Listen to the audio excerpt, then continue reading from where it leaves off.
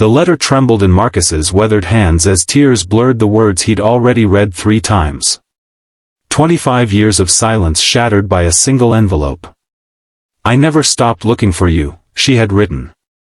But as the train pulled into the station, Marcus had no idea that the woman he'd spent half a lifetime dreaming about wasn't coming back for the reasons he'd convinced himself of. The truth would leave him completely speechless. If you're enjoying this story so far, please hit that like button and subscribe to the channel for more emotional journeys that explore the depths of human connection. Your support means everything. Marcus Jenkins had built his life around certainties. At 62, he knew the exact time the corner bakery pulled fresh sourdough from their ovens. He knew precisely how many steps it took to walk from his modest apartment to the community college where he taught literature. He knew the names of every stray cat that frequented the alley behind his building. What he didn't know was how to prepare for seeing Eliza Winters again. The morning she was due to arrive, Marcus woke before dawn. Sleep had been impossible, his mind replaying memories like worn film reels, Eliza's laugh echoing through their college apartment, the scent of her jasmine perfume, the devastating morning he'd found her gone with only a hastily written note, *I can't do this anymore. Please don't try to find me, *. He'd respected her wishes, though it nearly destroyed him. For years, he'd constructed elaborate scenarios explaining her sudden departure, family troubles she couldn't burden him with, a secret illness, a moment of panic about their rapidly advancing relationship. Anything but the simplest explanation, that she simply hadn't loved him enough to stay.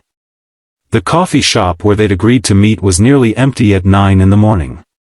Marcus chose a table by the window, positioning himself so he could see her approach. His collar felt too tight despite the top button being undone. The letter that had arrived 3 weeks ago sat folded in his breast pocket, its edges soft from constant handling. *I've thought about you every day for 25 years, Marcus. I need to see you. There are things I never told you, things you deserve to know. I'll be in town on the 15th. Please meet me, *. A simple request that had upended his carefully structured existence. When she appeared at the corner, Marcus's heart stuttered painfully. Time had changed her, silver threads woven through her once auburn hair, fine lines framing her eyes, but he would have known her anywhere. She moved with the same deliberate grace, her gaze still direct and unflinching. He stood as she entered, knocking his knee against the table and nearly spilling his untouched coffee. "Eliza." Her smile was tentative, almost shy. "Marcus. You look, exactly as I imagined you would." They embraced awkwardly, the years between them a physical presence.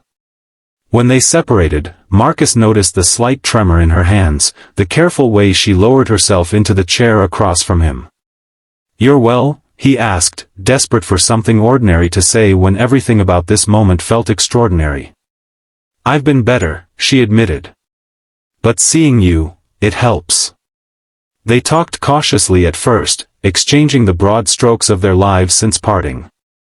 She'd moved to Seattle, built a career in architectural preservation. Never married. No children. He told her about his teaching position, his small publications, the quiet life he'd constructed in the absence of the future they'd once planned together. "I always thought you'd write that novel," she said, studying him over the rim of her cup. "I did too." He smiled ruefully. But teaching other people about great literature seemed safer somehow. Safer than creating something that might be rejected? Her perception was still razor-sharp. Something like that. He hesitated. "Eliza, your letter, you said there were things I needed to know." Her expression shifted, a shadow passing over her features. "Yes. That's why I'm here. Not just to see you, though that alone would have been worth the trip." She reached across the table, her fingers cool against his. "I need to ask you something, Marcus. Something important." His pulse quickened. Was this the moment? Had she realized, after all these years, that leaving had been a mistake? That what they'd shared was worth fighting for? Hope bloomed painfully in his chest. Anything, he promised. I need your bone marrow. The words hung between them, incomprehensible at first. Marcus stared at her, certain he'd misheard. I have acute myeloid leukemia, Eliza continued, her voice steady despite the weight of her words. I've been through 2 rounds of chemotherapy, but it's not enough. I need a transplant, and finding a match has been difficult. Marcus felt the room tilt slightly. And I'm a match? Potentially. We shared some unusual tissue markers. The doctors noticed it when we donated blood together that last year of college. Remember that drive after the hurricane? I kept your donor information. She looked down at their joined hands. It's a long shot, but my doctor suggested exploring even distant possibilities. The hope that had been expanding in his chest collapsed, leaving a hollow ache. She hadn't come back for him. She'd come back for his cells, his marrow, a biological compatibility that had nothing to do with the love he'd preserved like a pressed flower between the pages of his memory. I understand if this is too much, Eliza said, misreading his silence. I wouldn't blame you if you walked out right now. Marcus looked at her, really looked at her, and saw beyond his own disappointment. The slight yellowish cast to her skin. The careful way she held herself, as if any sudden movement might cause pain.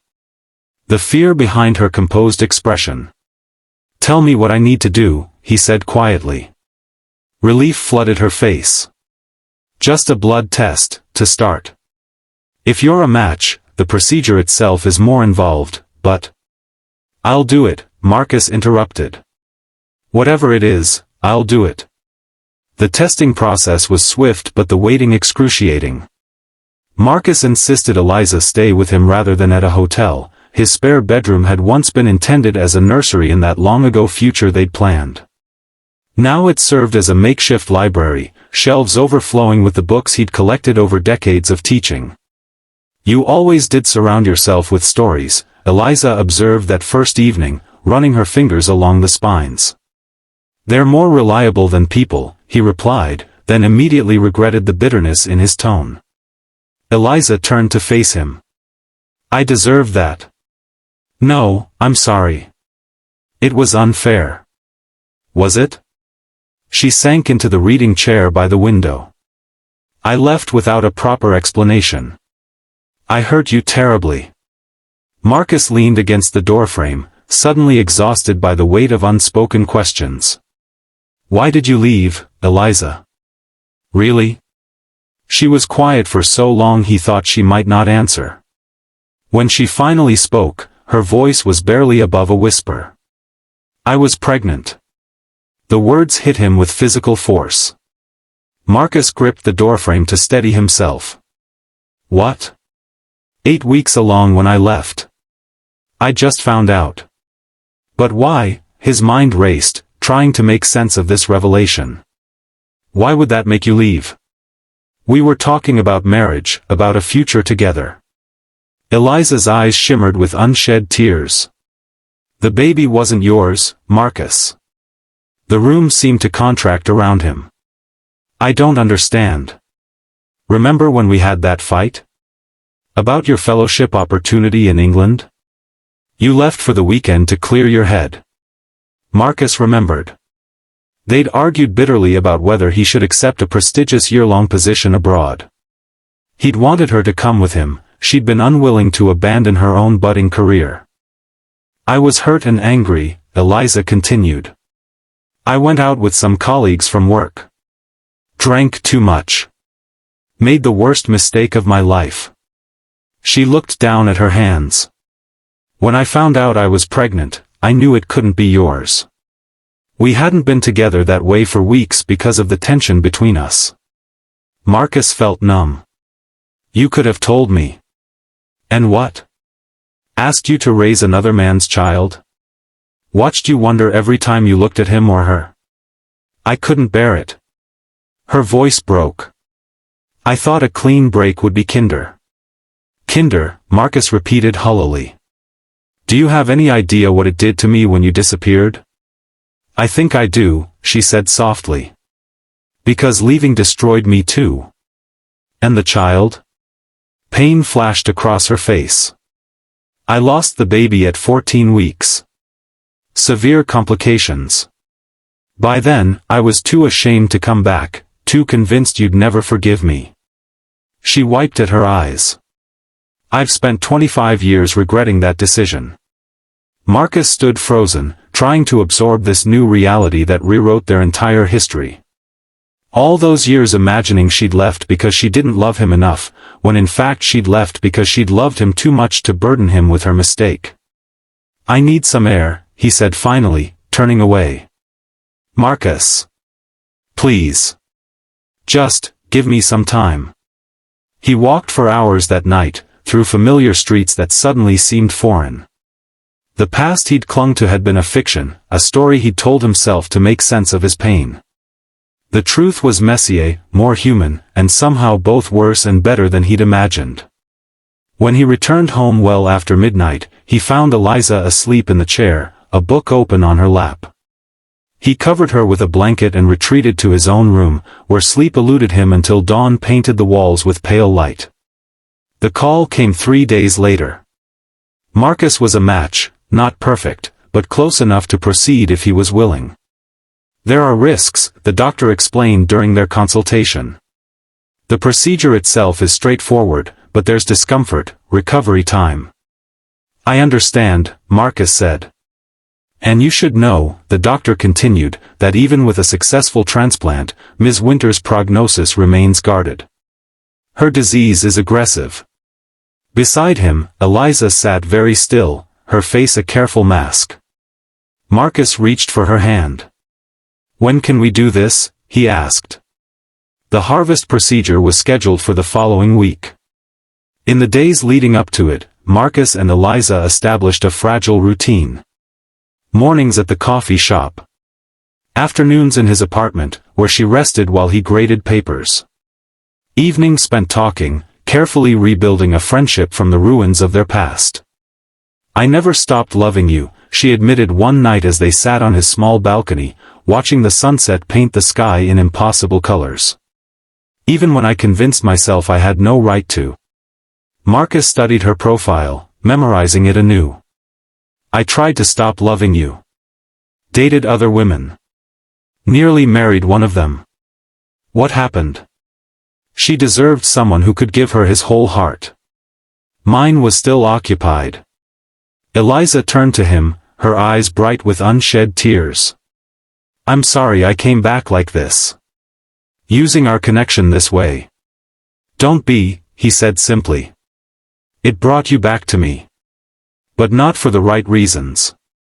Does it matter? You're here now. She reached for his hand. I didn't come back expecting forgiveness, Marcus. Or a second chance. I just needed to live, he finished for her. I understand. Do you forgive me? She asked, her voice small. Marcus considered the question carefully. I'm working on it, he answered honestly. But I'm glad to have the chance to try. The day of the procedure, Marcus woke early. He'd insisted on being admitted to the hospital the same day as the harvest, rather than coming in as an outpatient.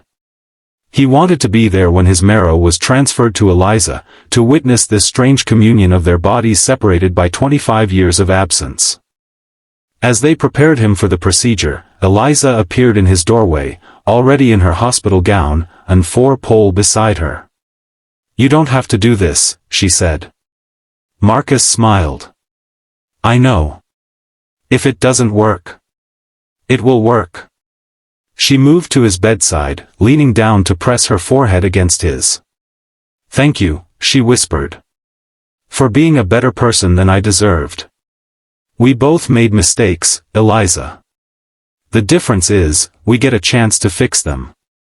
The procedure itself was anticlimactic, pain dulled by anesthesia, the strange sensation of the needle entering his hip bone, the gradual weakness as they extracted what they needed from him. When he woke fully, groggy and sore, the nurse told him the transplant was already underway. Your cells are with her now, she said, adjusting his 4. It's a beautiful gift you've given. Marcus drifted in and out of sleep, dreaming of younger versions of themselves walking through autumn leaves, planning futures that would never come to pass. When he woke again, it was dark outside his window, and Eliza's doctor stood at the foot of his bed. "How is she?" Marcus asked immediately.